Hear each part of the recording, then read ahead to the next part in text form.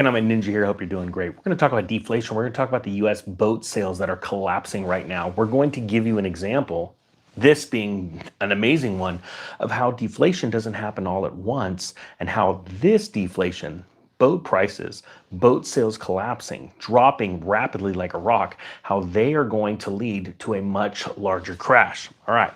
So I got this story out of Zero Hedge, and I find it very interesting because it's a great illustration for how markets react. And if you've been getting ready for lower car prices, lower home prices, lower everything prices, this is the time to be watching. All right. With that being said, I didn't put it down below, but I will put a link to the real estate crash course. Enrollment is closing as of January 1st. So this is your last chance to get it. All right. US boat sales sink to a decade low. It says Americans panic bought boats, jet skis, campers, UTVs, ATVs, and anything with a motor that could be ridden in the great outdoors during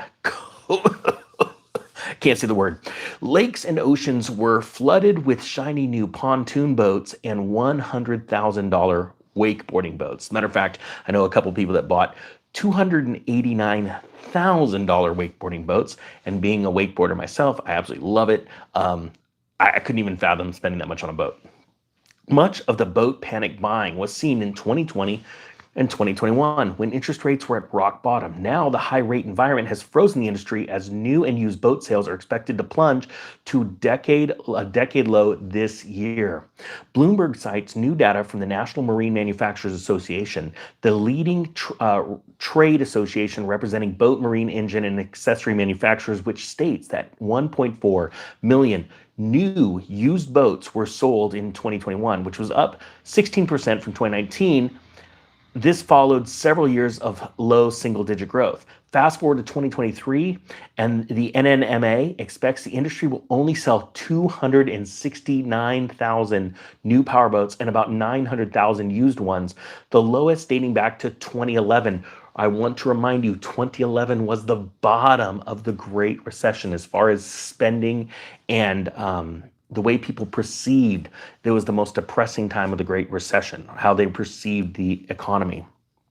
The vicious slowdown in demand is a function of the interest rate shock produced by the Fed. Now, let me stop there and explain something. This is what's really exciting about this kind of data.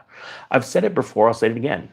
Deflation always starts in travel and leisure, and then it moves into other segments. And so this is a great example of travel and leisure being hit really hard. When you see things like this, you know a couple things are going to happen. First off, jobs are being lost in this industry right now. The more jobs are being lost in this industry, those people spend money in the real economy. They're going to stop. So other jobs in other industries will be affected, and it takes time to filter through.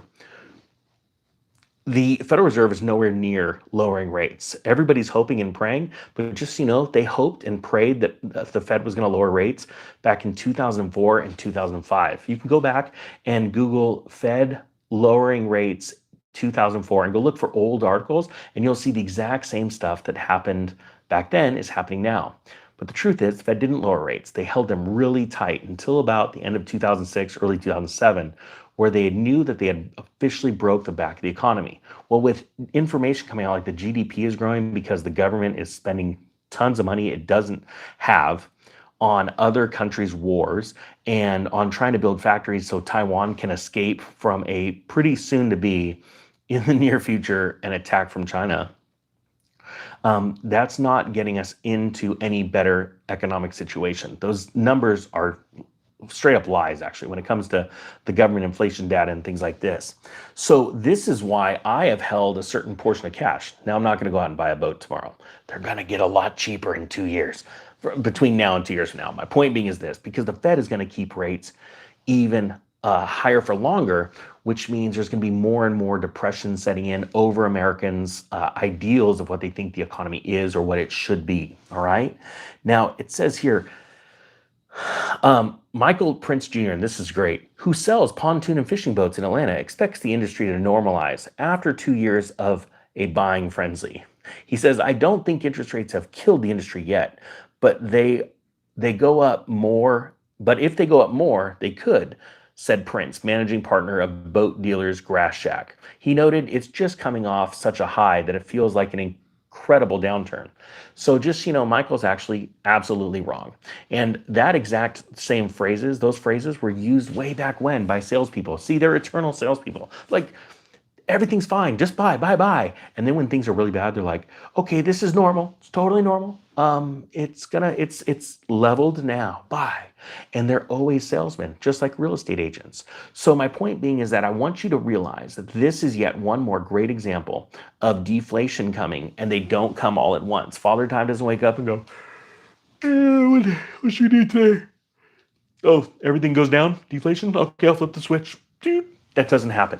So it happens little by little and then all at once. And right now we're seeing the little by little. We're already seeing house prices coming down all around the country. We're seeing vehicle prices drop right now. We're seeing lower interest rates being offered on vehicles when they have tons of them. And those low interest rates are by the manufacturers, right? Because that is proof that everything is coming apart. Hey, if you want to take advantage of that real estate crash course, it will be available until January 1st, and then it is being closed down to any new students because we're going bigger places with it. All right, with that being said, I thank you so much for watching. The Economic Ninja is out.